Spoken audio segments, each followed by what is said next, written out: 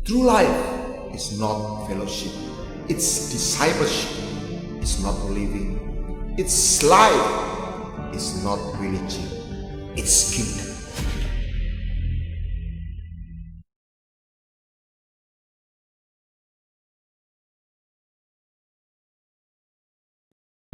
Saudara, saya menemukan di Alkitab ada kata langit, sebetulnya itu sorga tertutup. 2 Tawarik 6 ayat 26. Tetapi juga ada kata sorga terbuka. Dan oleh LAI diterjemahkan langit. Sebetulnya itu bahasa Inggrisnya heaven. Bahasa aslinya samayim, sorga. Nah, ini doa Salomo ketika dalam peresmian bait suci, apabila langit tertutup sehingga tidak ada hujan sebab mereka berdosa kepadamu. Anda kalau kita bicara hujan di Timur Tengah, itu bicara hal yang menentukan hidup dan mati. Saudara, kita jangan bayangkan di Asia, di Indonesia, ijo royo-royo. Waktu saya pertama kali naik ke Gunung Sinai, kalau Anda dengar kata gunung itu apa? Ya pasti hijau lah, banyak pohon. Ya, saya naik ke Gunung Sinai nggak ada satu pohon.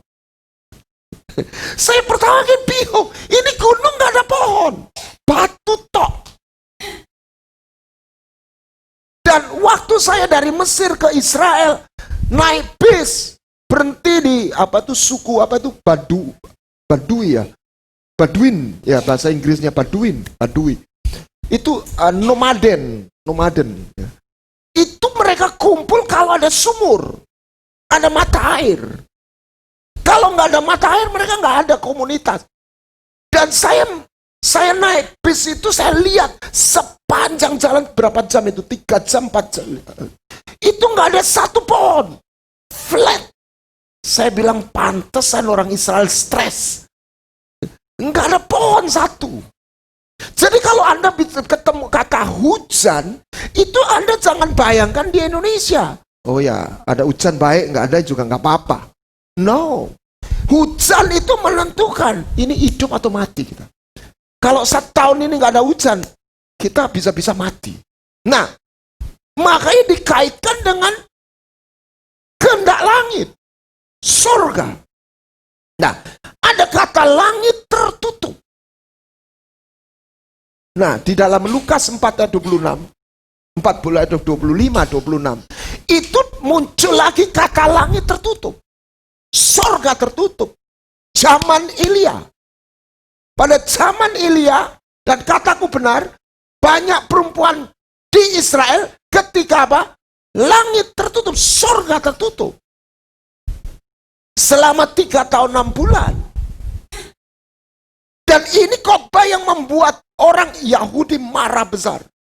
Kenapa? Karena dia menunjuk bangsa pilihan, umat pilihan yang punya janji Tuhan, tetapi Tuhan ingatkan, ini 3 tahun nggak ada yang mengalami janji loh. Nggak ada satu yang pulih secara ekonomi. Saya katakan ya, ini di kalangan kita pembicara itu harus berhenti memberikan angin sorga doang. Anda kaget. Bukan salah janjinya. Bukan salah firmannya. Tetapi nggak cukup janjinya. Caranya bagaimana? Nah, puji Tuhan nggak cuma kata langit tertutup, ada kata langit terbuka. Matius 3:16. Kapan itu? Ketika Yesus keluar dari air. Bahkan di dalam Markus dikatakan langit itu sobek. Tearing. Buka. Sesudah dibaptis, Yesus keluar dari air, dan pada waktu itu juga apa? Langit terbuka. Nah, di sini poinnya, kenapa ada sebagian dan dikatakan ini memberikan satu pencerahan. It's not just heaven was opened.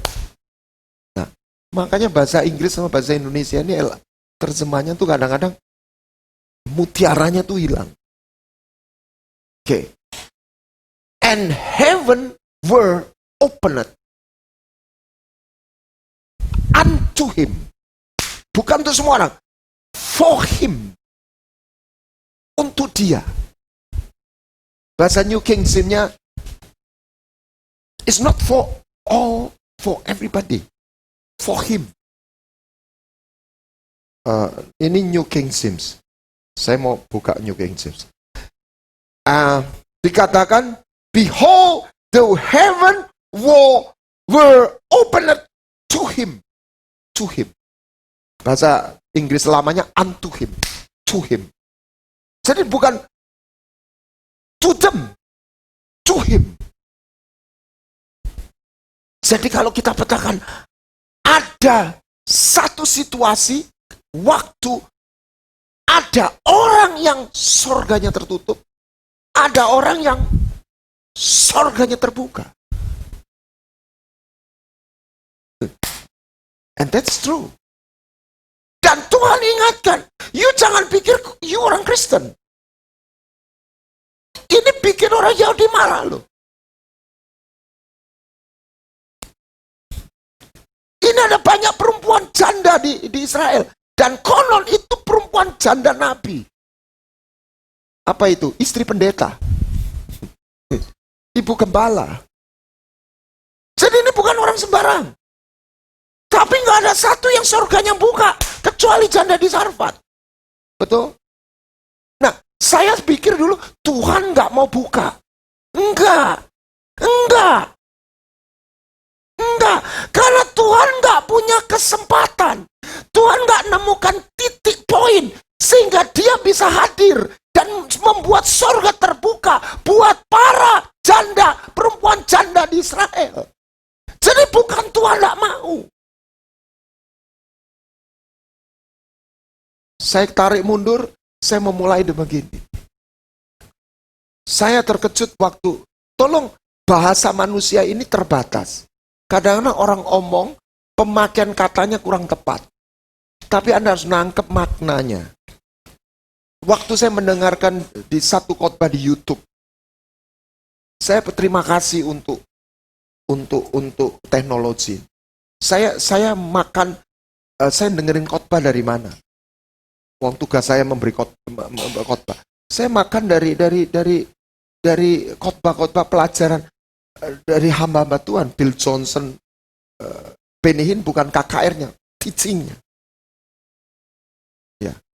Derek Prince. That's wonderful. Nah, dia bilang begini, ini statement tolong jangan dimasukkan hati terlalu dalam. Saya sudah nggak percaya lagi sama doa.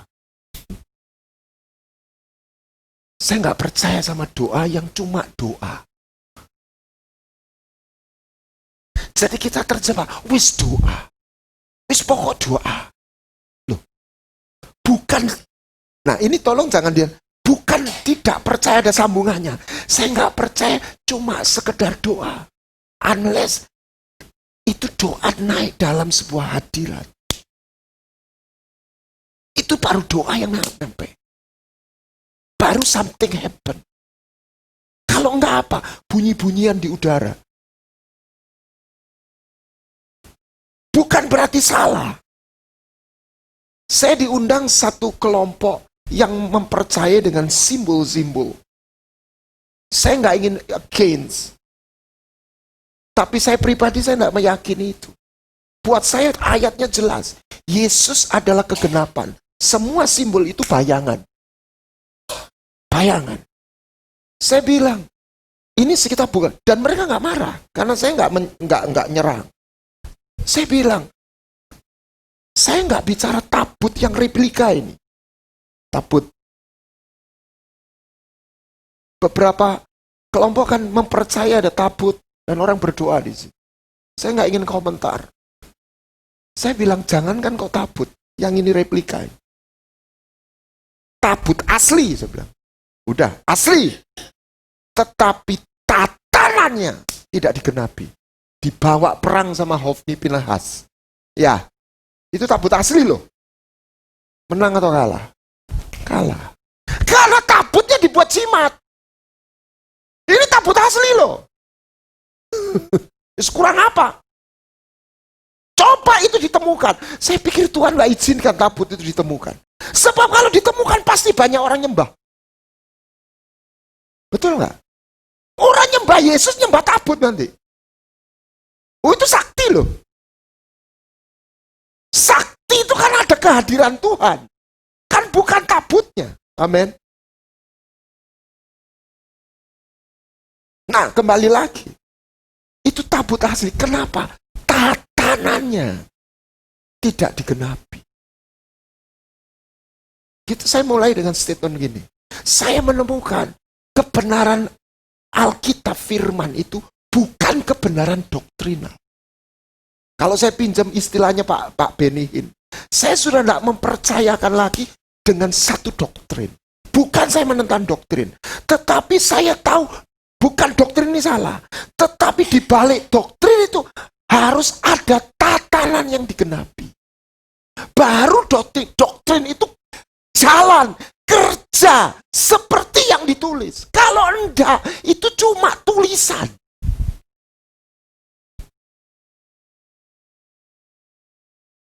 Tapi enggak bisa jadi realita. Contoh, mobil. Berapa PK-nya? 120 misalnya. Betul lah salah? Betul, janjinya pabriknya betul. Tapi knalpotnya bocor. Ngobos. Gasen. Wow. Keluar nggak PK-nya? Anunya, tenaganya keluar nggak? Enggak.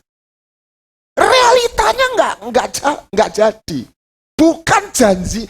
Pabriknya bohong loh. Nangkap saudara. Karena kondisinya tidak tergenapi. Oh percaya Yesus beriman. Kita selamat karena iman. Gitu. Saya balik. Iman yang seperti apa yang menyelamatkan?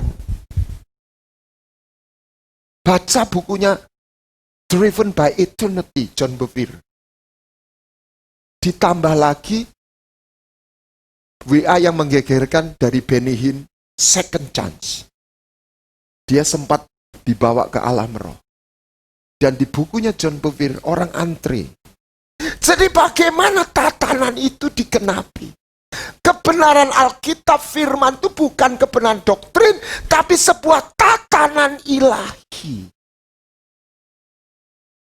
Nah, apa yang membuat langit tertutup?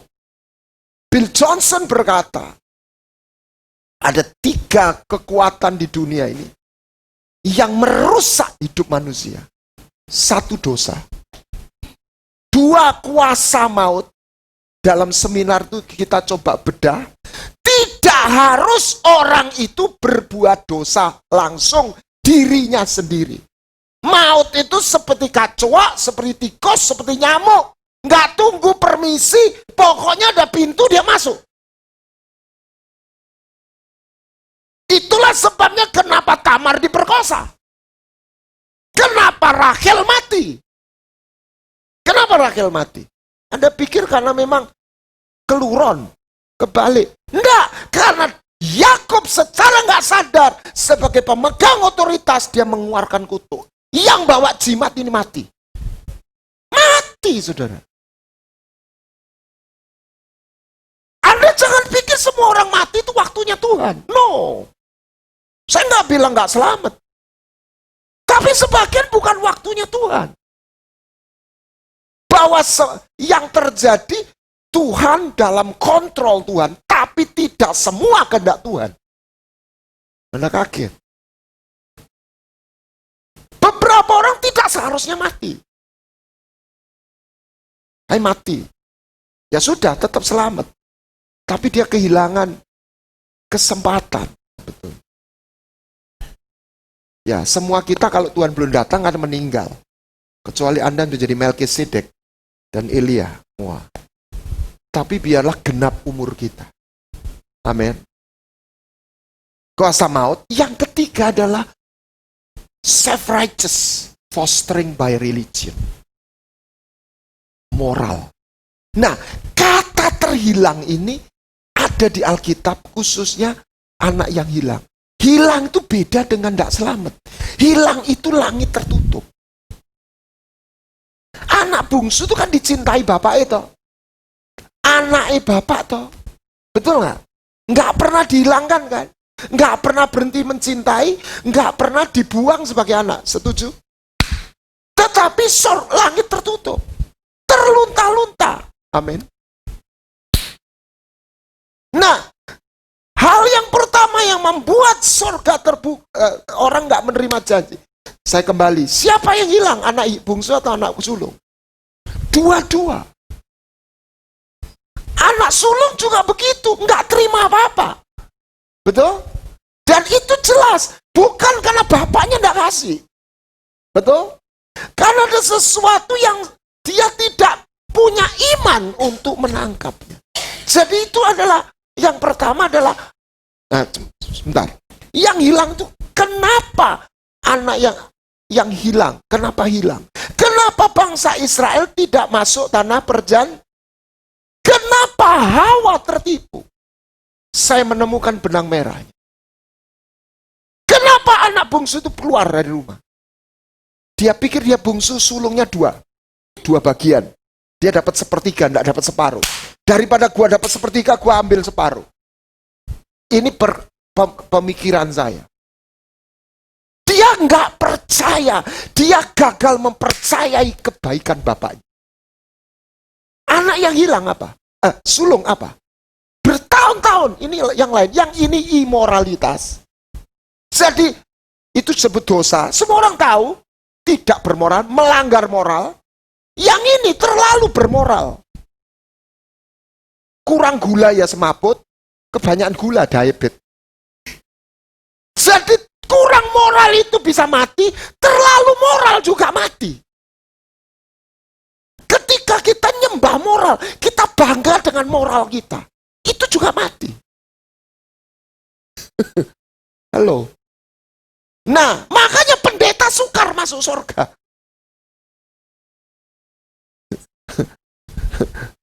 Saya kalau ketemu pendeta, kita termasuk golongan yang orang yang sukar masuk surga. Bukan tidak bisa. Karena orang bisa terhilang dalam pelayanan. Karena bukan pelayanan yang menyelamatkan kita. Di dalam Kristus.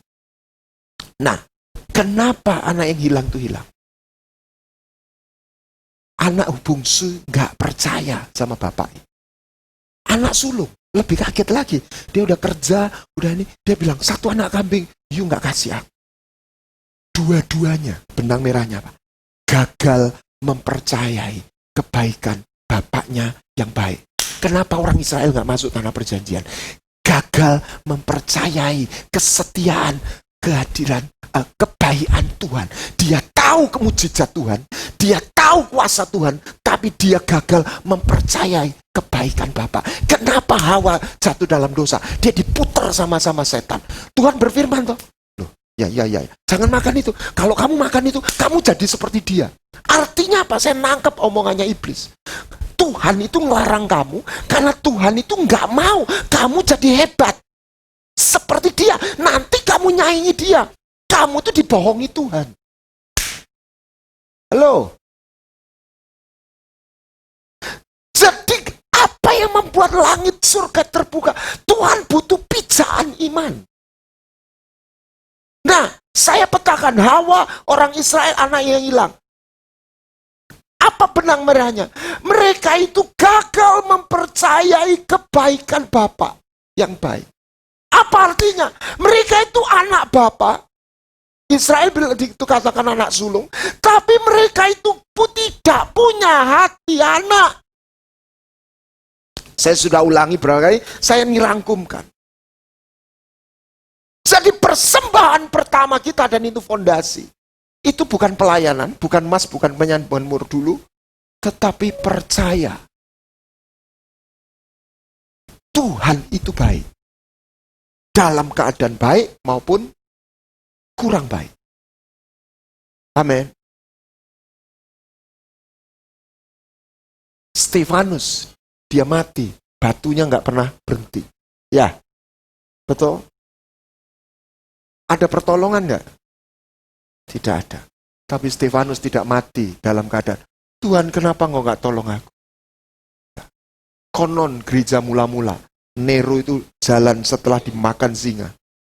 Dicapik-capik, malam harinya mayat tergeletaan di arena. Dia jalan dengan obor, dia lihat. Ini sejarah yang ngomong. Dia lihat orang-orang itu mati dengan mukanya tersenyum. Merinding benar. Dan Nero itu gemeter. Mereka gak mati. Mereka mati. Pada detik terakhir dia lihat Tuhan. Dia lihat Tuhan. Stefanus mati. Jasmani gak ada. Tapi mereka tidak mati. Bahasa Jawanya mati ngenes. Mereka mati dalam keadaan lihat sebuah cinta yang hadir. Amin. Itu kekuatan kita paling dasar. Ketika itu digoyang, semua ilmu, karunia, penglihatan, apapun, hancur semua. Orang boleh punya karunia, kesembuhan, mujizat, penglihatan. Ketika di titik itu digoyang, Tuhan itu memang betul baik nggak? Dia boleh baik, tapi kayaknya nggak baik sama saya. God. Halo. Dia baik sama Bu Evi, sama saya kurang baik rasanya. God. Itu ditembak di situnya aja. Itu nggak terjadi orang yang nggak punya karunia. Orang punya karunia pun itu bisa goyang di situ. Nangkap saudara. Ya dia boleh hebat, boleh ajaib. Tetapi apakah dia baik sama saya? Sebaliknya orang bisa nggak ngalami pertolongan. Secara fisik diizinkan Tuhan. Tetapi dia tahu persis Tuhan itu mengasihi dia. Imannya nggak tergoyahkan. Amin. Ingat omongannya Sadra, Mesa, Abednego? Aku percaya Tuhanku yang kusembah, dia bisa menyelamatkan. Tapi kalau kasih tahu raja, sekalipun dia nggak menyelamatkan aku secara fisik. Aku tahu dia nggak tinggalin, dia mengasihi aku. Dan orang seperti itu dia bisa kekuatannya di situ. Makanya ada kata kalau dasar orang benar dihancurkan, dasar ini dasar. Maka apa yang bisa dilakukan orang benar? Hancur semua, karunia semua nggak jalan. Karena kita nggak mempercayai Tuhan itu baik. Dan di dalam dunia politik ini ada cerita sejarah China. Ada seorang jenderal yang membela, ini kaisar, ini jenderal. Jenderal kan ngabdi sama kaisar. Dia perang, dia menang, dap, pulang. Kemenangannya untuk siapa? Untuk raja kan? Untuk kaisar, untuk kerajaan. Tapi karena dia menang, dia lama-lama namanya moncer. Namanya begitu apa yang terjadi? Dia dibunuh sama kaisarnya sendiri. Dia disingkirkan karena kaisar tidak ingin ada saingan. Itu kerajaan di dunia. Bukan karena dia berkhianat. Karena dia terlalu mengabdi. Nah ini yang saya katakan, Tuhanmu bukan Tuhan paling hebat saja. Dia berbeda. Dia berbeda. Dia Tuhan yang gak pernah mengkhianati kita. Amin. Dia Tuhan yang gak memanipulasi kita. Nah, makanya kata pujilah Tuhan itu bahasa Inggrisnya apa? Bless the Lord, oh my soul. Oh my soul. Bless. Aku memberkati. How we as a human being able to bless him. Bagaimana kita manusia bisa memberkati? Emangnya Tuhan butuh duit? Tuhan gak pernah butuh duit. Pekerjaan Tuhan butuh duit. Tuhan gak pernah butuh duit. Tapi engkau mendukung pekerjaan Tuhan, engkau membawa itu untuk Tuhan. Tuhan sendiri gak butuh duit. Kita gak bisa berkat. Sebenarnya kita ini gak bisa berkati apa-apa. Dia gak kurang apa-apa kok. Amin. Cinta. God is love. Love itu baru jadi utuh kalau ada subjeknya. Nangkap saya? Dan Tuhan sebelum dia menciptakan segala sesuatu, He is love. Bagaimana dia bisa utuh? Kalau enggak terjadi, cinta itu tidak menemukan sebuah objek. Tuhan bukan Tuhan kesepian. Amin. Nature-nya Tuhan itu love. Sehingga waktu sebelum semuanya tercipta, Bapa, Putra, Roh Kudus itu memiliki satu persekutuan yang begitu sempurna. Mereka satu sama lain saling mengasihi. Dan Tuhan itu utuh dalam dirinya. Amin. Oke, kembali lagi. Kalau Anda punya anak, ya, anak zebra, anak kuda, lahir 10 menit bisa lari. Anak manusia setahun baru bisa jalan. Bulan-bulan pertama saya masih ingat tengah malam, susu sambil ngantuk-ngantuk.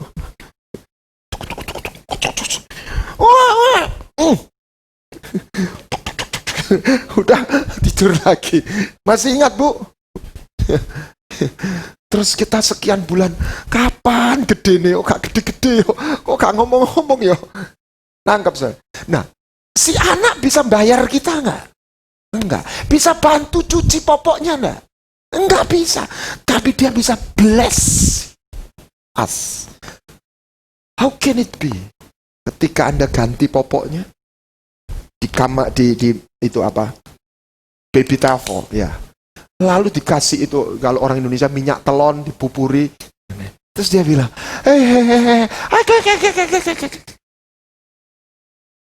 dia nggak bayar, dia nggak bantu Anda, ya toh.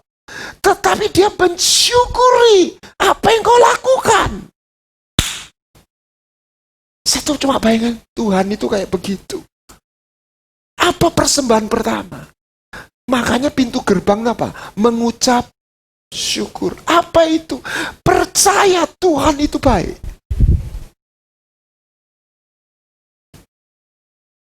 Worship pertama.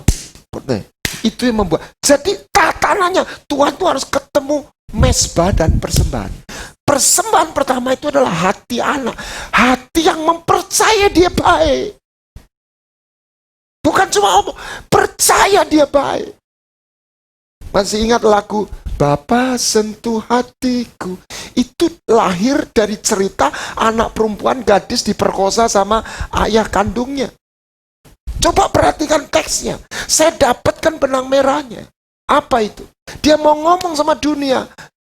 Tuhan itu baik. Betapa aku mencintai segala yang telah terjadi. Ini orang pernah diperkosa. Tak pernah sendiri jalani hidup ini. Dia mau ngomong satu kata kunci yang tidak tertulis tapi saya nangkep. Aku mau ngomong, mau saksi kepada dunia, Tuhan itu baik. Aku ini orang korban perkosaan. Aku dibuang ayah ibuku. Tapi aku mau bersaksi, Tuhan itu baik. That's all. Amin. Ini dasar.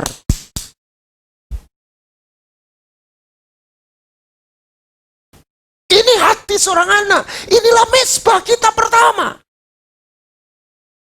Amin.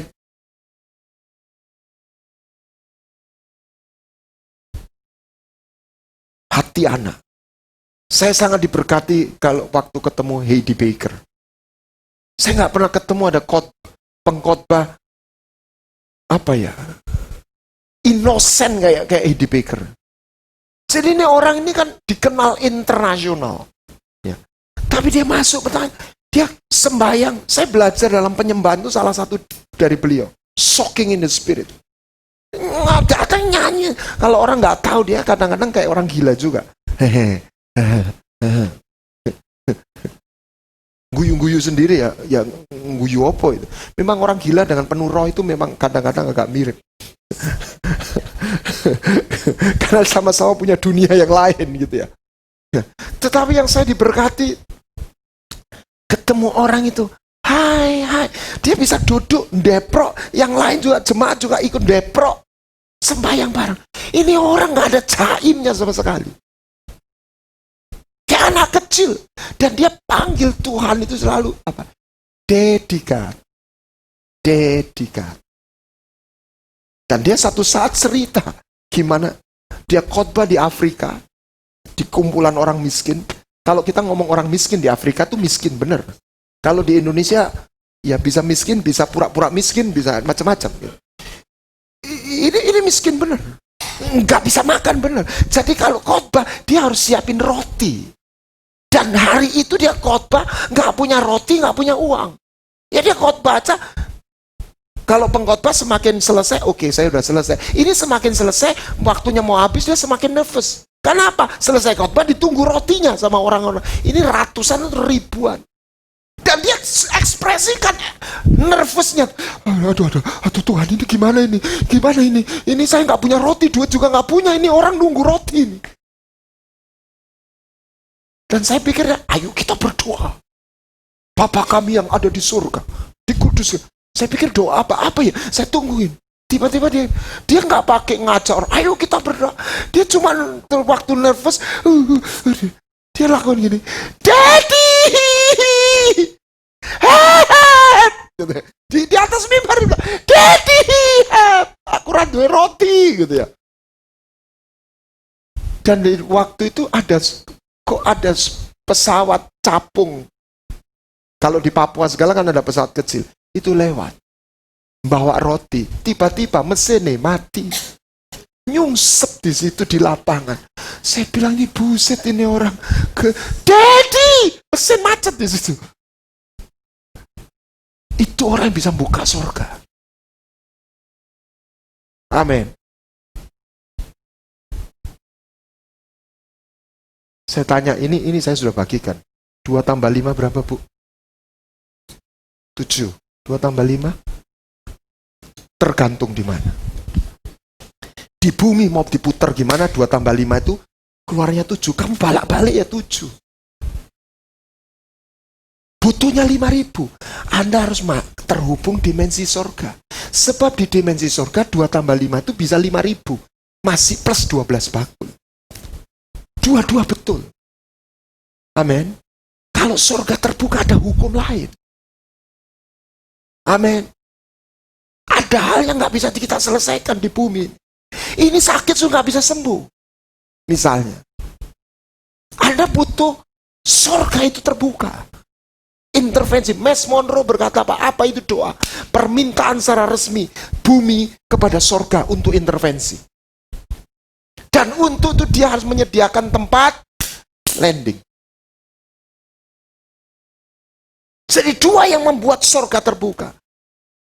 1 hati anak. Itu sebenarnya mesbah pertama. Mengucap syukur, percaya Tuhan baik. Dedikat. Yang kedua adalah mesbah. Apa yang membuat Sarfat, janda Sarfat itu langitnya terbuka, surga? Enggak.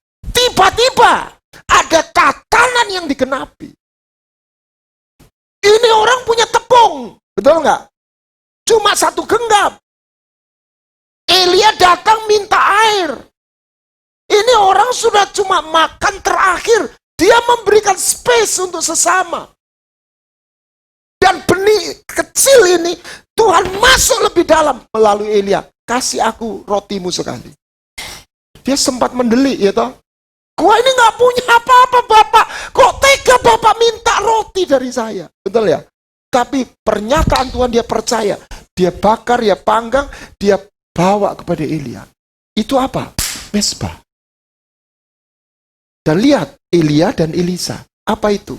Prosperity, keluar dari kemiskinan, dan keluar dari sakit penyakit. Kuasa maut, masih ingat? Pedang, kelaparan, sampar. Kasus janda itu adalah kelaparan, ekonomi. Kasus Elisa Naaman adalah sakit penyakit. Dan ketika surga terbuka, dia juga nyatakan nature-nya. Apa itu? Kemakmuran dan kesembuhan. Bagaimana itu surga terbuka? Tentu saja ada orang yang diizinkan Tuhan sakit tidak melihat kesembuhan. Saya bisa walaupun dia sudah beriman. Itu seperti orang sampai beriman, sampai titik terakhir pun dia nggak lihat. Tapi secara jasmani dia nggak lihat. Dan Tuhan Tuhan punya rencana bagaimana saya nggak tahu. Di mana di situ sama seperti yang di Ibrani, mereka tidak melihat janji itu sampai mati. Abraham nggak pernah lihat janjinya. Dia dijanjeni Tuhan apa? Seperti bintang di langit. Anaknya Abraham berapa? 8. Sampai akhir hidupnya Ishak, Ismail, dan 6 dari keturah. Dia nggak lihat keturunannya seperti bintang di langit. Dia mati dalam imannya. Tapi hari ini di sorga, Abraham lihat, Anda dan saya termasuk keturunan Abraham. Makanya Tuhan nggak malu disebut Allahnya mereka. Anda baca dalam Ibrani. Jadi mezbah pertama, Tuhan baik. Mezbah kedua adalah emas kemenyan mur. Dan ketika tatanan itu genapi. Lagu ini sudah lama, tapi satu hari di persekutuan saya, Kau selalu hadir saat aku rindukanmu. Amin. Kau yang selalu setia menopangku dengan kasih setia, memberi aku kekuatan. Daddy, ngabadai yang menakutkan sampai menuti rambutku. Kau putuskan aku menutup usiaku.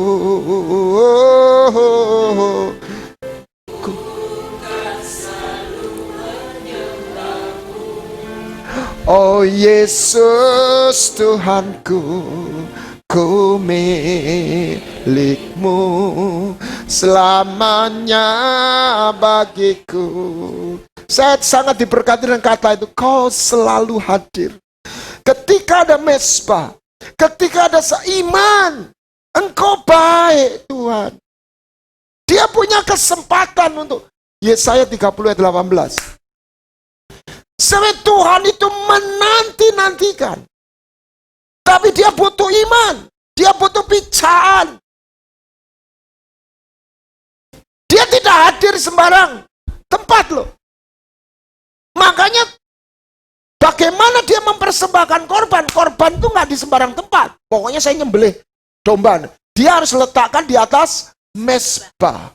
Jadi mezbahnya harus benar, korbannya harus benar. Nah, kalau dia ketemu mezbah, kalau dia ketemu mezbah yang benar dan korban yang benar, maka dia akan syat.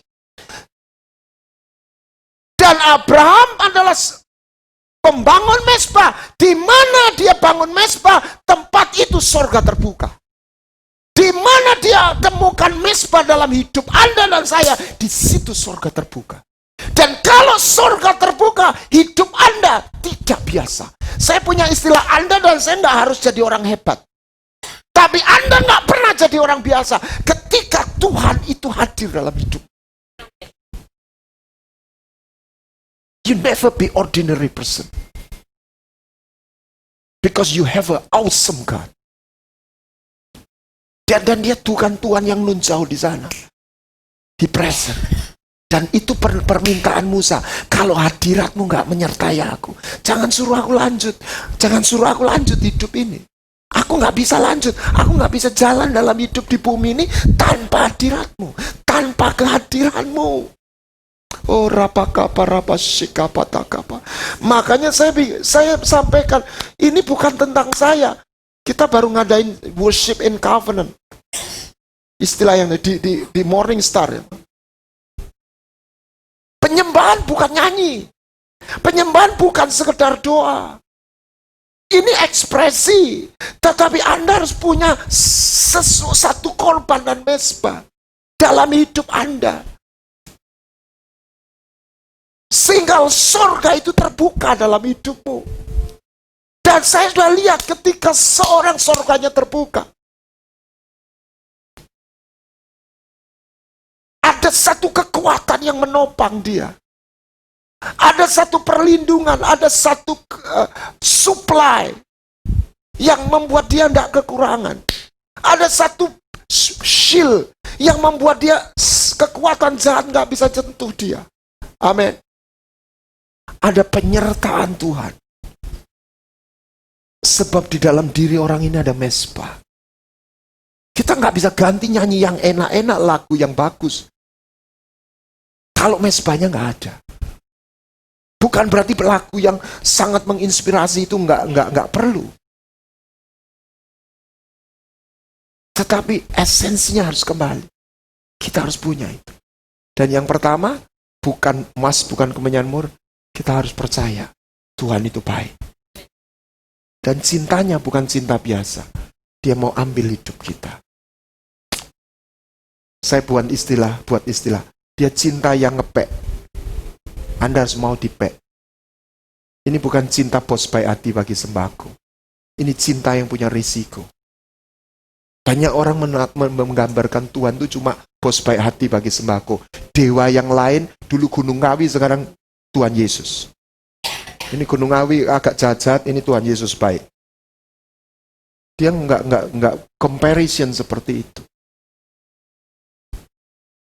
Dia tawarkan sama kita ini bukan common love, personal love. I call you by your name. Aku panggil kau menurut namamu, one by one.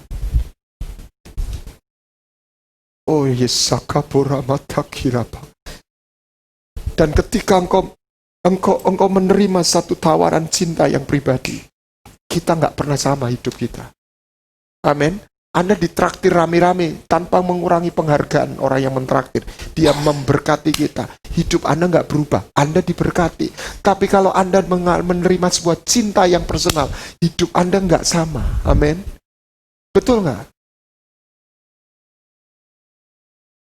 Panggil dia Daddy. Tapi dia bukan cuma Daddy. Dia Raja.